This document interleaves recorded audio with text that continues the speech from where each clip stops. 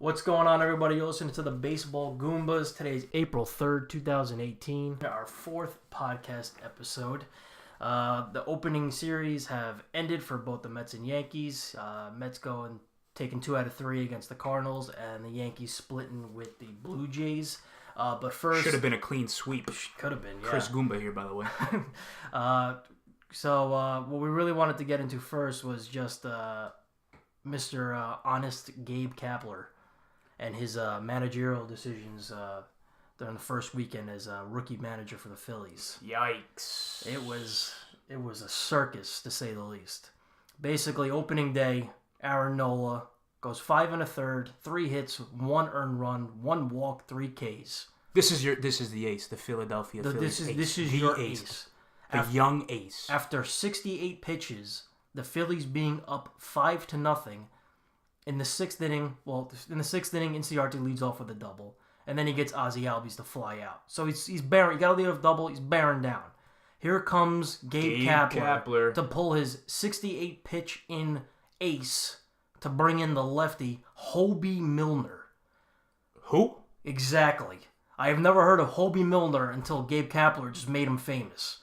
So in comes Hobie Milner. Boom. Freddie Freeman, 2-run shot. The bullpen blows it and tacking out a few more runs in the 8th and 9th, and the Braves wind up winning 8-5. So you mean to tell me, Gabe, that you trust Hobie Milner more than your ace, Aaron Nola? I don't really know the answer to that question. I'm going to have to go with Aaron Nola. What I don't get, what I don't understand, okay, well, a lot of things is what I don't get about this guy so far. Small sample size. But you pulled your starter early so you don't face the lineup 3 times.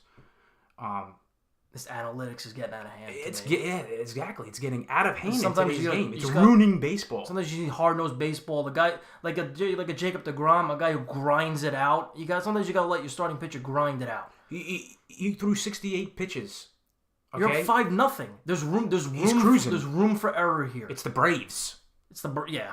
It's one of the doormats of the National League. Opening they're day. on the rise, but they're going to be, in last place. Let's be honest. But you harping rest already? You just had 6 months of rest. He can't throw more than 68 pitches. He just sat on his couch for 6 months. If this was the only issue, I'd say, oh, that old Gabe. But Saturday's game, in which they lost 15-2, way to rally the troops there, Gabe. After 2 2/3 inning from Vincent Velasquez, the former Astros prospect, first of all, he got lit up. 9 hits, 4 earned runs, 2 walks, and 4 Ks. We talked about him on he's a wild card. He throws hard, but he had outings like this last year before he got hurt. Yep. But he throws one gem. He has a lot of potential. Two horrible games, and then he gets hurt. Mm-hmm. His potential is never reached. So I understand Gabe Kapler wanting to get him out here. You kind of want to save the game after giving him 4 runs in 2 2/3. So here comes Gabe to pull him, and he calls in for his apparent favorite, Hobie Milner. Wait, is this the one where nobody was warming up? Nobody's there? Milner had just stood up and hadn't even thrown a warm-up pitch yet.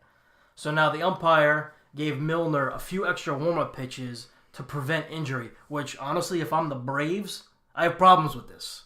I have problems with this. I think Snitker did. Yeah, did he get tossed? I think he got tossed. Did he get tossed? I'm pretty sure he got tossed. There you go. You got problems with it. So I understand the ump wanting to prevent injury, but, what you wind up doing is you wind up freezing the batter, and you wind up... You just can't give a guy extra warm-up pitches because of a manager error. Again, this whole analytics deal, it's to me right now, and I'm a baseball lifer. I grew up playing ball, loved watching ball, okay, and now in 2018, it's getting out of control. It's kind of ruining the game. This whole platooning and rotating and matchup based and bullpen management. The Rays are going to do every 5th day. They're just going to do a bullpen game. Just because Madden won with the Cubs doesn't mean everybody is going to win. He also had about look at the talent. Look at the talent. Top 50 prospects. Brian, on that Rizzo, Contreras, Russell. Zobris, the all-around utility man, the rotation, the closer. I mean, he has talent. He had talent. But there. just because he won doesn't mean every franchise has to assume that this is the way to go. So it also looks like the Phillies are going to be receiving a formal warning from Major League Baseball. Already. Game 2. Warning. I don't know how formal it's going to be or whether it's just going to tell Gabe to just get it together. That you're a manager now. You're responsible for these players. But you think it would end there, but the post game, he took full responsibility. Give him that. You should. It's your fault. But then he went on to guarantee that the Phillies will make the playoffs this year. Oh my gosh. Gabe, let's take a breath. Let's pump the brakes. My pet peeve about any sport, whether it's football, whether it's basketball, baseball, Guarantees. hockey, is guarantees. Yeah, Rex Ryan, how's that guarantee working out? I think he's on a couch? No, what was he doing now? He's on analyzing Monday Night Countdown. Either way, he didn't win a Super Bowl. Nah, it doesn't work. Stop doing that. Stop bringing the extra baggage. Where have you seen Joe Torre guaranteeing? Where did you see Joe Girardi guaranteeing? Okay, no. Where did you see Terry Collins guaranteeing? So what I'm really having an issue with, and we'll get into Aaron Boone in a minute, but I'm having an issue I'm having an issue with the rookie manager with zero coaching, not even managing, coaching experience. Kapler and Boone don't have any coaching experience. They played ball. They were in a broadcast booth or looked up stats, analytics, and all that, and all of a sudden they can manage a team to a World Series. Nah, it's just give me it don't work that way. Like Callaway, who I'm having no issues with right now, who was alongside AJ Hinch and was the pitching coach. I'm not AJ Hinch. Terry Francona with the Francona. Yeah. So he was alongside them during a couple playoff runs as the pitching coach. You need experience. You have Alex Cora, who was along Hinch. And then you also have Dave Martinez, who was alongside Madden. So you have these guys who 3-0 right now with the Nationals. Coach with successful ball clubs who have been alongside really good managers who've had success, and they kind of have an understanding. You see the game from the field already. Exactly. Not from afar, not from the booth. And I just don't like bringing in a guy with zero experience because you could see what happens with Gabe in his first 2 games. They're calling for his head already. I mean, again, it's opening week. Players had 6 months of rest. What do they do? They stand around, they throw, they hit a bit, they run a bit. It's not like football where it's constantly hitting each other. I mean, they play for 3.5 hours. 68 pitches. 68 pitches. Up 5. It's your ace. It's your ace. Get 6 out of the guy. Let him get out of that jam. Pitching a shutout. Yeah. 1 and run. Excuse me, 1 run. Actually, sorry, he was pitching a shutout because the home run, John Goomba, the home run from Freeman was now his. So they also signed Arrieta, like we had mentioned on our previous show. So why are you going to sign Jake Arrieta for what, 4 innings? You're going to get 4 innings out of this guy if you're doing the same thing with Nola? Don't be doing this to your starters. I mean, I understand it's they don't want to throw many pitches right out the gate, but 5 innings is 68 pitches. If you're going to sit there and guarantee playoffs, don't go over maybe 90 or 95 or 100 even, because 100 is the death sentence now. You're going to burn out your bullpen. Right, and they just gave up 27 runs in that series to Atlanta. 27 runs to Atlanta. Who was a very poor team last season. I just don't understand it. And I'm with you with that whole experience. I mean, bringing in a guy with nothing, zero, just an interview experience with an interview. A sick interview, and you're hired. And we want to give you analytics. Hire me. It's just it's kind of ruining baseball. It is a little bit. I agree. And if you want to bring up AJ Hinch with the Astros, he was in the front office. Okay, and he managed the Diamondbacks. Which he did wasn't successful, but he had the experience at this point. Right. Kapler had. He failed somewhere else, and he got experience. But. Aaron Boone was sitting in a booth, and AJ Hinch and these guys have experience. Okay, it's just I don't know. I don't understand it. I'm not very happy about what's going on in baseball today. Yeah, me either. It's not enjoyable to watch. Give me a hard nose. Give me a guy. If you're gonna go new, give me a guy that's been alongside a good manager, or give me a hard nosed, old school Ron Gardenhire. Yeah, what was wrong with Tony Pena? I mean, he's been around the league for like 100 years. That's fair. He's had experience too. He managed the Royals, and I'm pretty sure he won Manager of the Year. So okay, that's our Gabe Kapler rant. And I want to get into the Yankees opening weekend. Split in Toronto. And a little Boone blunder. That's for a little later, though. So what I've seen from the Yankees, the starting pitching, although not going deep into games, which can be a thorn in their side, they're pitching pretty well. These guys. The sluggers and that lineup, and how many home runs can they score? But it's kind of been the starting pitching that has been impressive. Yeah, the three-headed monster has actually struggled.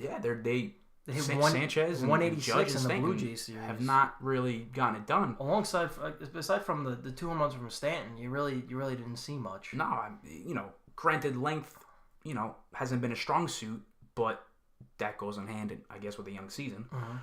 But Severino in the opener, 5 shutout innings. He's good.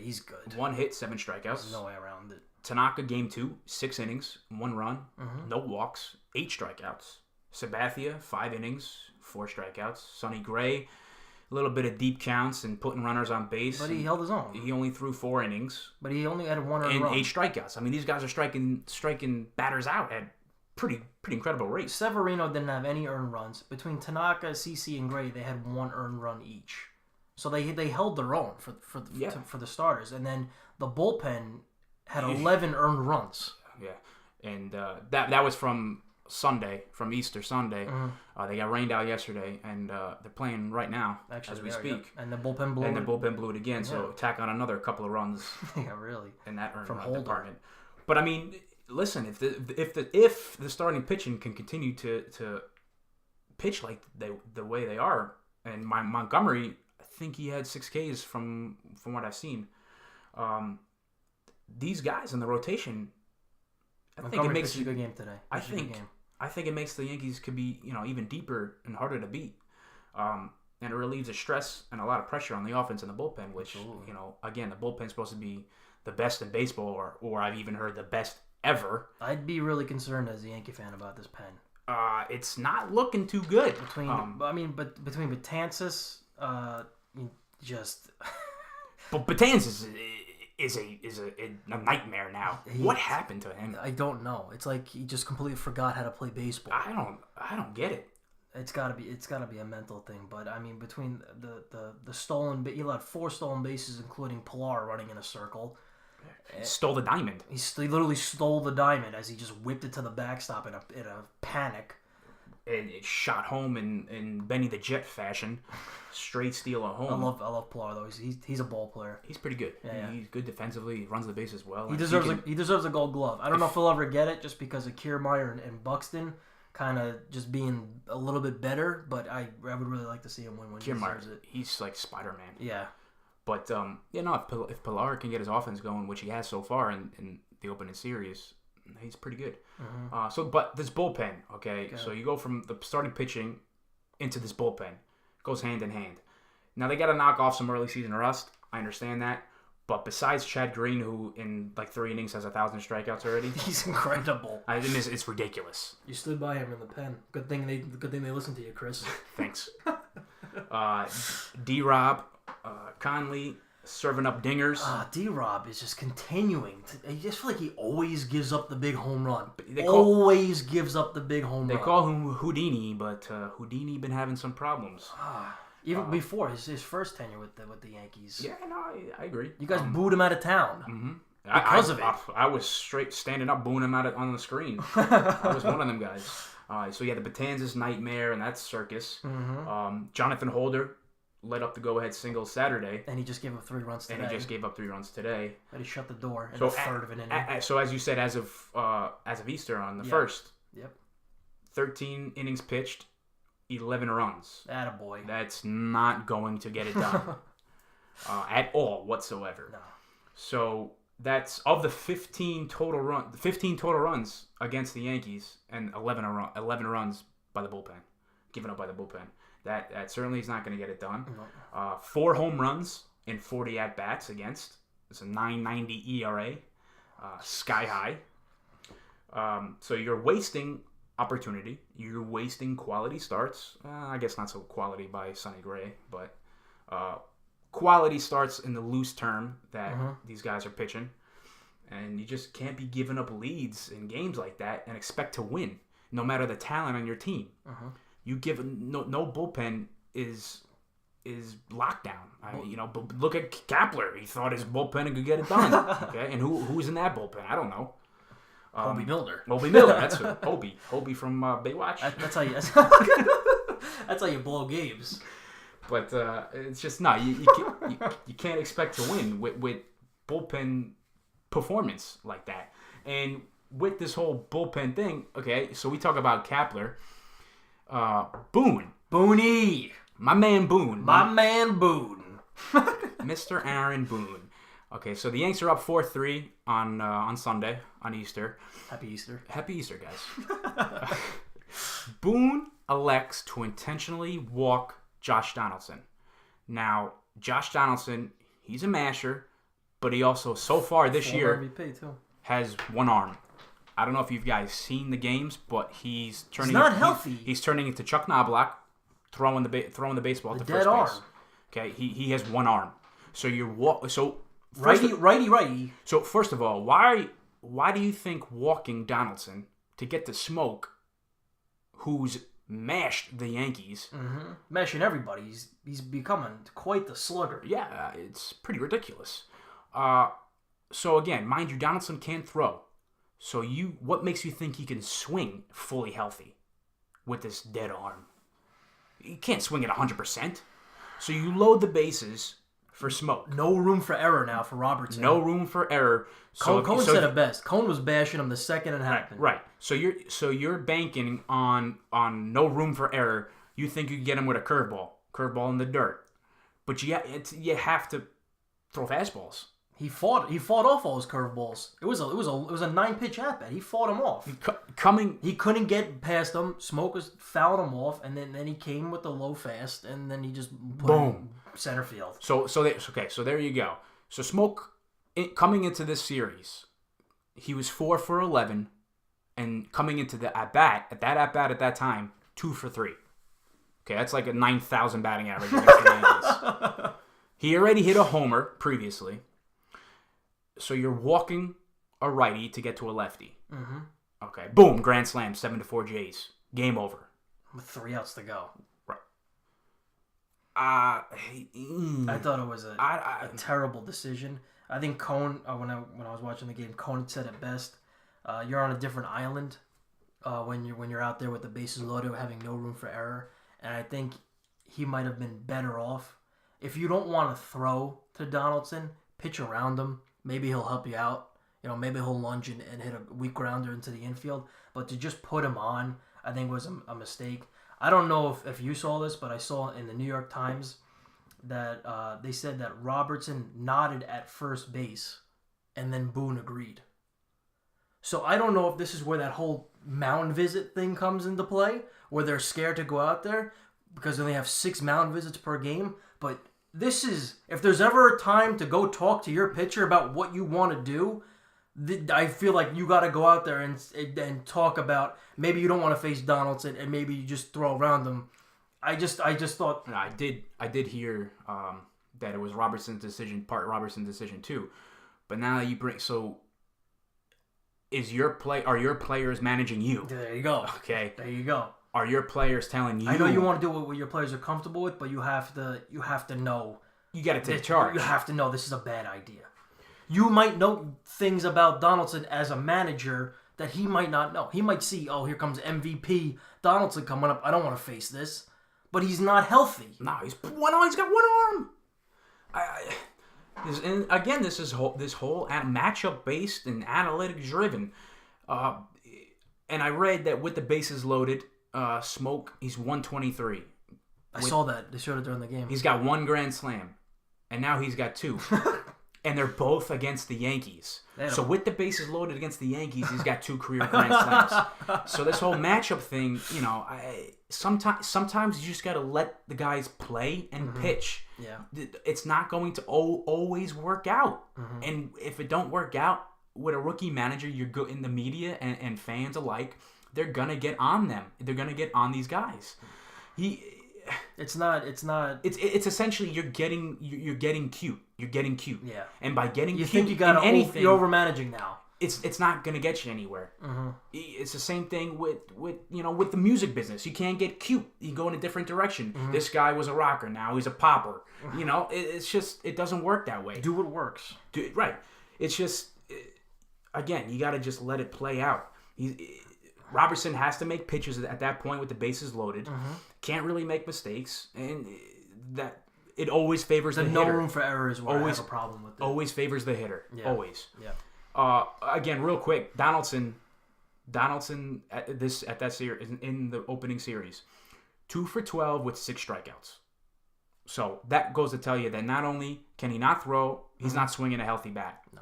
Okay, so 6 Ks is a lot. Yeah, for me, again, from afar, I guess I'm seeing it differently. But as a fan, and I just see it as a bold, bad move. Especially the first big decision he had to make, and it cost him the game. How about that Giancarlo debut? Yeah, couple homers.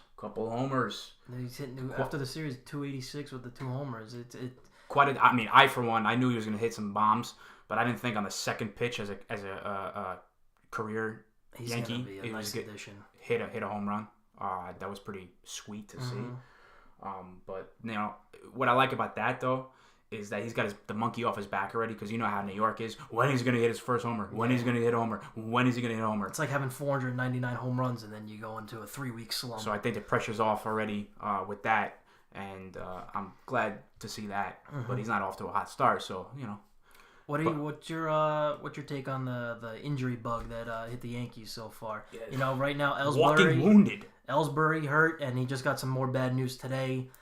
Greg, so he doesn't look like he's going back. Greg Bird with his foot. I don't know about him. Clint Frazier with the concussion. You have Hicks with the muscle strain. McKinney with the shades of Tyler Austin getting hurt in his first game with the left shoulder sprain. But speaking of Austin, nice couple of home runs there too. Yeah, he's got some pop. Yeah. So shades of the Mets with the Yankees injuries right now. The Yankees they gotta get wrapped in like bubble wrap or something. they're walking wounded. How many you got in the minor leagues that you can keep calling up? Today they just signed off waivers Trace Thompson. I like that. I saw that. I don't know too much about him. He just didn't have any opportunities in the Dodgers. It was a crowded outfield. Yeah, but as you can see with that signing, I mean they're getting a little desperate because their outfield is pretty thin. Yeah. I thought that was a great pick. But yeah, Greg Bird went down since our last show. No surprise there. We talked about that last time, and shocker. There he goes. So he'll be out 6 to 8 weeks, I think. Ellsbury's still down. They shut him down today. With some hit. I'm not worried about Ellsbury. I don't even want him. I don't even think he's gonna come back. Why would you want him? I would just cut him. He's useless. Talk about a terrible contract. I think Chris Goomba and John Goomba can do a little more damage than Ellsbury can. It's like a slap in him. They were hoping for Thursday to activate him, but that's not going to happen. Yeah, get home. Like you said, Frazier still down with concussions. No timetable. Hicks went down. McKinney. They brought him up to would have liked to see what he could do to replace Hicks and Ellsbury, and that injury. You said Tyler Austin, similar to Dustin Fowler when he got brought up last year. He didn't even get it was Fowler. Yeah. When they called Dustin Fowler up, and he immediately got hurt, didn't even get his first at bat, just slammed right into the wall. So it's kind of shades of Dustin Fowler. Hate to see that. These kids get hurt right away. But, all these outfield guys down, they had to do something. They called up Miguel Andujar. He's not an outfielder. No. He's DHing. So now with all this, all the injuries, Boone's got to adjust with the outfield. So now you got Judge playing center. He's not a center fielder. Nah, he's not a center fielder. Stanton playing the field now after that left field experiment in spring went to the Bay, but now it's come back because of the injuries. Stanton's a very underrated fielder. I know they both play right field, but if you can get him out there, he's a good fielder. He was fine. It's not that bad. No, he's not. He's got an arm too. But I don't know. You can't get on Boone for this because he's hurting with some outfielders. So Tyler Wade, he'll get a shot to play some outfield. He got robbed today too. Yeah, saw that. But it's things like this happen, and if you want to be a good team, you gotta overcome these. It's gonna be interesting to see how Boone handles this with the lineup and positions now. Yeah, he's got a lot to do. So it's still early, it's still a young season with the Yankees. I'm sure Boone will encounter some more problems, and hopefully it doesn't cost nothing, and hopefully the bullpen can right itself because it's a damn good bullpen, but right now a little leaky, and the lineup will be the lineup. I mean, they got mashers, and we'll see what happens. Yeah. But speaking of lineups, how about Mickey Callaway with the Mets? He can't find one. After game one, looked pretty good. Opening day, and then the lineup he put out there was exactly what I wanted. Besides the pitcher eighth, I'm a little tired of the pitcher eighth because you look like a genius when it works out for you. And then it looks. Sometimes it's gonna work, sometimes it's not. I just don't see the upside of. It's like anything in baseball. Sometimes it works, sometimes it's not. I don't see the upside of putting the pitcher eighth. Was it? And again, we talked about Madden earlier. That was Madden's whole. La Russa used to do it too with the car. Yeah, but I think La Russa was the founding father because he liked to overmanage. Yeah, he But so opening day, Noah 6 innings, 6 hits, 4 earned runs. He got hit a little bit, but a couple mistakes, home runs to Yachty and Jose Martinez. 10 strikeouts. That's what. So you knew he had his stuff though because of the 0 walks and 10 Ks. He just had a couple mistakes. With Noah, you got to give him a little bit of a leeway because he was out the entire season. No issues. I think he had a fantastic start coming back after a pretty much whole season off. Mm-hmm. So I mean the Mets just hit. The whole lineup. Nimmo, Plawecki, and Adrian. First of all, Nimmo in the leadoff spot, I'm just gonna absolutely love, and I'm gonna harp him on this podcast every day for the rest of the year. That's how much I love Brandon Nimmo on the leadoff spot. You know what? I'm gonna agree with you. Okay, so I think Brandon Nimmo should be leading off too. So I'm gonna harp it as well. Every game, I'm harping it too. He gets on. He's a table setter. Now, Nimmo, Plawecki, and Adrian all get on base 4 times, and Adrian was a question mark coming out of spring, so it was nice to see him hit a couple ropes actually. The entire starting lineup got a hit besides Cabrera, and I'm not going to count Noah Syndergaard. And then the bullpen, Gazelman, Swarzik, who's now hurt, but Familia, all one inning of hitless ball. So it was good to see the bullpen come in and shut the door on like the Yankees. Hey, listen, John Goombas. Cespedes hitting in the 2-hole. Loved it. He's gonna hit. Every season. When he's healthy, man. He's such a difference in that lineup. It was nice to see Rosario, young kid, getting a couple ribbies in that 9th spot. But this was really the lineup. It was successful. They turned over so many times. They won the game. It just seemed to flow very well. Yeah, no, I love watching opening day games with both New York teams, just to see how everything plays out. And I have to say, game 1 with the Mets, I mean they look good. They just played baseball. They look like they're fighting for something. Right. And so game 2, I think Mickey finally got a feeling what it's like to be in the New York market when the entire world switching up the lineup just started bashing him. He just blindsides you with a whole new lineup, which he says was decided before opening day, but I find that hard to believe. I also think things change, Mickey. Sometimes things change. When you see something like that, you stick with what... I'm a big fan of sticking with what works. Well, of course. Don't fix it. If it ain't broke, don't fix it. There you go. So, at game 2, he puts Cabrera in the leadoff spot. D'Arnaud is now in. Plawecki's out. Lagares is in. So Nimmo was out, but Nimmo was out because of quote unquote flu-like symptoms. That was Easter Sunday. Oh, that was Easter. This was just decided. Oh, okay. Nimmo got scratched on the Sunday. My apologies there. That happens.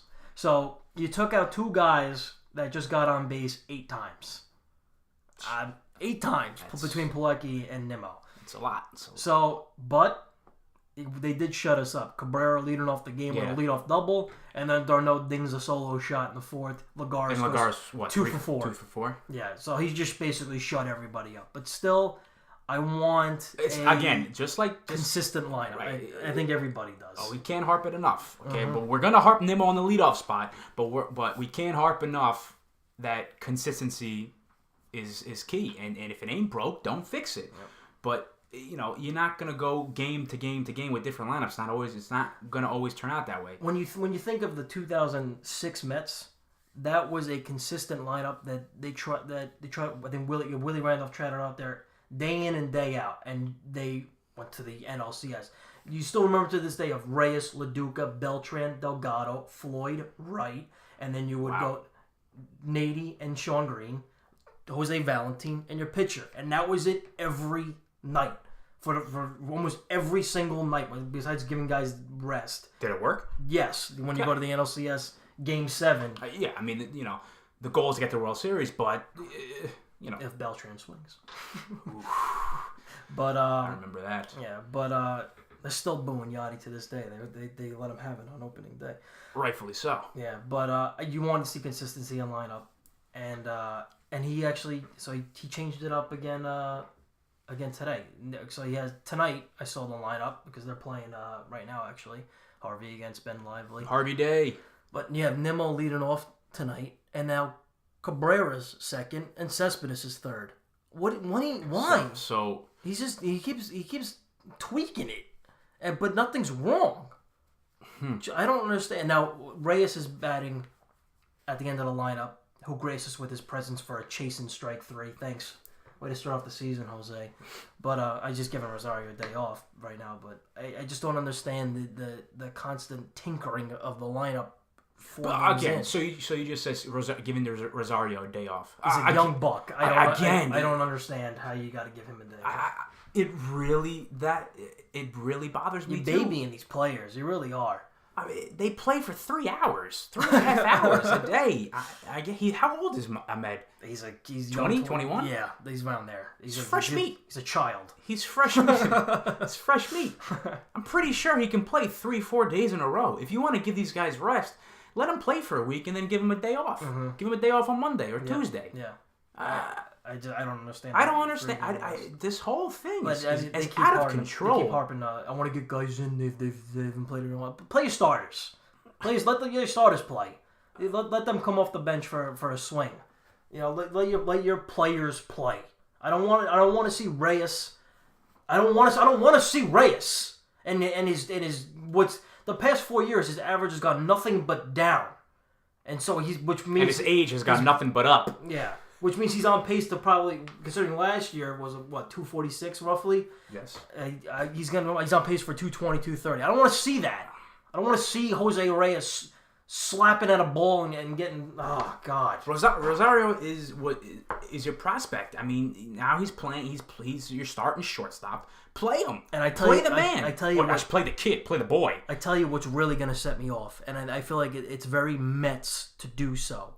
And once Rivera starts coming back and rehabbing, and he's in Vegas. If I see T.J. Rivera hitting his usual 350 in Vegas, and Reyes is on this ball club hitting 200, T.J. Rivera could hit. He can, and he's a line drive hitter. He's a contact hitter. He's a little shaky in the field, but I mean, I feel like he's great in the 2-hole. He'll hit you 280 to 300, and he'll make contact. He'll move guys. He reminds me of the Paul LaDuca type player with just the line drives and moving guys over. Exactly. Small ball. Exactly. Small ball. Give me the small ball guy in the 2-hole. But if I see Reyes on this team hitting 200, giggling in the dugout, I'm going to lose it. To not make room for a guy that's hitting 350. Bazooka bubble gum. I'm going to lose it. Dancing in the clubhouse. I'm done. I just don't want to do it. I just don't want to do it when other guys are playing better baseball. Because we think we owe Reyes something. I don't know what it is, but we think we owe him something. I don't think you owe him anything. Sorry for the Reyes rant again, but other than that, in Game 2, DeGrom was his typical self. He just grinded it out. 5 2/3, 4 hits, 1 earned run, 1 walk, and 7 Ks. Between DeGrom and Syndergaard, They what you're getting at. They them don't too. walk guys, and that's a huge part of being successful. They're a great 1-2. They punch. are. And they gotta be. They're if not number one in the league, top 3. I do want to speak on that on the pitching real quick. Sure, go ahead. So again, with Syndergaard and DeGrom, those are your 2 aces, your 2 guys. If they'll dominate lineups left and right if they stay healthy. Mm-hmm. Where it's gonna get shaky is the 3, 4, and 5 guys. They have to pitch well enough. I think, in my opinion, so far, again, small sample size, but if your 3, 4, and 5 guys pitch well enough, then I do think the Mets have a shot to push for at least a wild card spot. Gotta stay healthy. Mats look like Mats. I'll get to Mats in a second. 4 innings, 3 earned runs, two home runs, 3 walks. 3 walks in 4 innings. And now you have Harvey going tonight. I'm not looking at the line right now, so I'm not too sure what's going on there. Yeah. So we'll see what Harvey's got tonight. Hopefully he can beat Ben Lively. Yeah. Come on, Matt. Bear down, kid. But, again, like John Goomba explained, the lineup can produce and hit. They look pretty well. And I think they'll go as far as their pitching will take them. Exactly. Two good games out of 5 ain't going to be good enough when you throw Noah and DeGrom. So the next 3 games... it's looking a little shaky, but I know you want to get into Mats, so I kind of want to hear what you have to say about Easter Sunday. Basically, the team just didn't hit. There were 7 hits and 3. And again, not every lineup will hit every day. No. So I'm not gonna fault them. I mean, I'll take 2 out of 3 against the Cardinals every single time. They're a great organization. Pesky team. Yeah. So what I see from Steven Matz with the 4 innings, 3 earned runs, and the 3 walks. 2 home runs. I saw the same Steven Matz that I've been seeing since he got called up. The same baby, whiny, pounding, stomping on the mound, slamming his glove, stomping on the bench. He looks like the kid in KB Toys who runs up to his mommy with the Legos and she tells him no, and he's got to go stomp through the store to put it back. That's what Steven Matz looks like. You're a grown man, bear down, grind it out. Wrap up the pouting because it's getting old. The guy like DeGrom, he gets the angry face and he'll start bearing down and start mowing players down. DeGrom is a great example of what it means to be a pitcher that grinds. Don't pout. Don't whine like, why is this happening to me? Get the outs. If you get the outs, you're not going to pout. Exactly. But I'm sick of the babiness of Steven Matz. I said it from our first podcast. Gazelman should have had your spot, in my opinion. And he's been dealing in the bullpen. He's too busy being lights out in the pen. 4 Ks and 1 2/3 0 in runs. He's doing his best Chad Green impression in the bullpen. He's going to be good in the bullpen. But I still feel like some flashes. But I still feel like he deserved a starting rotation. For whatever, again, they feel like they owe Matt something, or they just wanted a lefty in the rotation. I really don't know what it was, but I mean, I know he finished the spring strong after the struggle during his first 2 starts, but I just don't feel like he deserves it. I did see Vargas is going to throw a bullpen soon. So he just threw a simulated game with Conforto, which is good to see. Conforto could come back as soon as Thursday, which will be interesting to see. You could see what happens with Nimmo and Lagares, because Lagares has been hitting too. He's 5 for 9 already. But again, it's Juan Lagares. He'll slow down, and I'm telling you, Juan Lagares off the bench is a nice weapon. It's a nice weapon. You got your defense coming in late into games, and then a decent 270 bat coming off the bench to pinch hit. I love him coming off the bench, but I just know that Nimmo is just gonna wind up being the odd man out, and it stinks to know it. I hope that's not the case. I really do. It's gonna be, honestly, it's gonna be based on not wanting to sit the guys you're paying. Cespedes and Bruce, you're not gonna want to bench guys that you're paying millions of dollars versus Nimmo, who's, I don't know what he's making, but I bet you it's around $500,000. But they're gonna hear it if they don't play the guys that they're paying. And if you say Conforto, you just forget it. You're gonna get fired. You'll have a riot on your hands if you sit Conforto. But we'll see what the Mets have to offer. But they're the catching situation looks pretty fluid with that 1-2 punch going on. They got yesterday was snowed out. The Yankees and Mets, so they got a couple against the Phillies, and they're going to Washington this weekend. So hopefully they could take a couple from Washington and start off the NL East strong. No, if they can get a couple games from Washington in the beginning, I think they need to feast and do well against the Marlins, the Phillies, and the Braves to have a shot. Yeah. If they want to push for the playoffs, they got to take care of that business, and and grind out with the Nationals. And if which they can do. No, they can do. They can do it. So we'll see what happens. Yeah. I'm ready for week 2. Yeah. I don't know if you are, but I am. I'm certainly ready for week 2. I'm actually going to Washington, D.C. this weekend. Ooh. And going to the Mets national game. There you go. So. Maybe John Goombas will bring the Mets a little bit of luck. And maybe he'll get in the dugout and talk to Mickey Callaway about his Mickey, what are you doing, Mick? Hey, Mick. That's about it. That wraps up this podcast for the opening week of Major League Baseball. So I just want to thank you for listening. Be sure to check out next week's episode. Subscribe to our YouTube channel, iTunes, SoundCloud. Be sure to give us, the Goombas, a follow on our Twitter, @WeAreTheGoombas. Hey. And arrivederci.